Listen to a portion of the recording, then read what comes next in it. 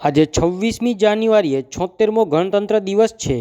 દેશમાં તમામ જગ્યાઓએ પર તિરંગો ફરકાવવામાં આવ્યો છે। ત્યારે સુરત શહેરમાં પણ પ્રજાસત્તાક દિવસની ઉત્સાહપૂર્વક ઉજવણી કરવામાં આવી છે। સુરતમાં સરકારી અર્ધ સરકારી કચેરીએ ધ્વજવંદન કાર્યક્રમ યોજાયો હતો। આ સાથે પ્રજાસત્તાક પર્વની ઉજવણી સુરત શહેરના Athwa lines police parade ground ખાતે પોલીસ કમિશનર અનુપમસિંહ ગેહલોતની ઉપસ્થિતિમાં કરવામાં આવી હતી। પોલીસ કમિશનર અનુપમસિંહ ગેહલોતે તિરંગો ફરકાવ્યો હતો। આ દરમિયાન પોલીસ કર્મચારીઓએ તિરંગાને સલામી આપી હતી અને પોલીસ જવાનોએ અલગ અલગ પ્લાટૂન દ્વારા વિવિધ કરતબો બતાવ્યા હતા। સાથે પોલીસના વિવિધ વિભાગોમાં ફરજ બજાવતા કર્મચારીઓને સન્માનિત કરવામાં આવ્યા હતા અને શહેરના નાગરિકોને ટ્રાફિક નિયમોનું પાલન કરવા માટે પોલીસ કમિશનરે અપીલ કરી હતી। પોલીસ કમિશનરે પોલીસ કર્મચારીઓની કામગીરીને બિરદાવી હતી અને આવનાર દિવસોમાં સુરત શહેર સુરક્ષિત અને સલામત રહે તેવી કામના કરી હતી। My TV news channel reporter Kishor Patel. Surat શહેરના પોલીસ પરેડ ગ્રાઉન્ડ પર ઉપસ્થિત તમામ हमारा नगरजनों, हमारा पुलिस परिवारजनों, हमारा साथी अधिकारियों, हमारा नाना भूलकाओ जेना थकी આજના એવા કાર્યક્રમ ખૂબ સફળ થઈ રહ્યા છે એવા અમારા પરેડમાં ભાગ લેનાર જવાનો, એનસીસીના અમારા કેડેટ્સ, માઉન્ટેડ પોલીસ અને મીડિયાના મિત્રો, આજે જ્યારે 73મા ગણતંત્ર દિવસના ઉજવણી આખા દેશમાં થઈ રહી છે ત્યારે હું સર્વપ્રથમ તમામ આપણા સુરતના નગરજનોના અને સમગ્ર લોકોના ખૂબ ખૂબ શુભકામના અને બધાઈ આપું છું। આજના દિવસ માટે અમારા જેટલા भी પૂર્વજો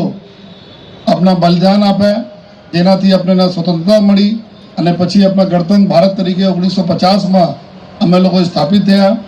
ત્યારે એવા મહાન ક્રાંતિકારોના જેના નામ છે, જેના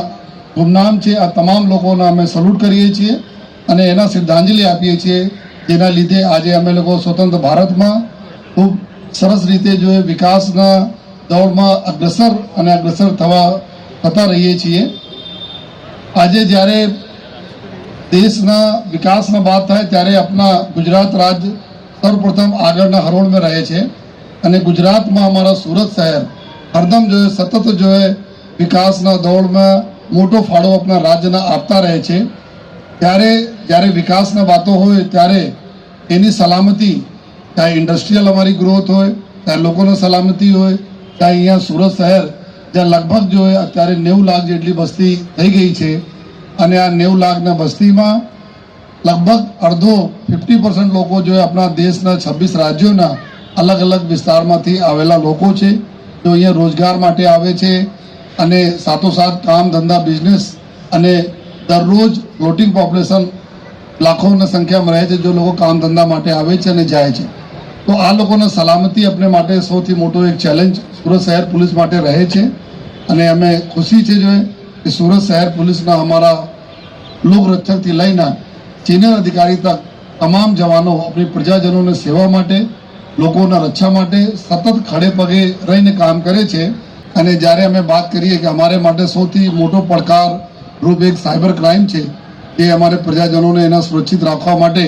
લગભગ અમે લોકો કુલ 5000 જેટલા લોકોના 29 કરોડ રૂપિયાથી વધુ રકમ પરત સુરત શહેર પોલીસે પોલીસ સ્ટેશન અને સાયબર ક્રાઇમ પોલીસ સ્ટેશને અપાવેલા છે અને આગળના બી અમારા પ્રયાસો સતત રહે છે કે લોકો એવા સાયબર ક્રિમિનલથી બચે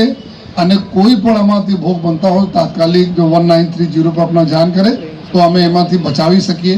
ચાહે ડિજિટલ અરેસ્ટના દૂષણ હોય, ચાહે હની ટ્રેપના દૂષણ હોય, ચાહે મોર્ફિંગ કરેલા વિડીયો માધ્યમથી લોકોને પરેશાન કરવામાં આવી રહ્યા હોય, ચાહે ડેરોગેટરી કમેન્ટ્સ નાખવામાં આવી રહ્યા સોશિયલ મીડિયા પર, એના માટે સમગ્ર પોલીસ સ્ટેશનોમાં અને સાયબર પોલીસ સતત સક્રિય રહે છે। બધાને અમારી રિક્વેસ્ટ છે કે જે રીતે આપ સાથ સહકાર અમારા ગયા વર્ષોમાં આપ્યા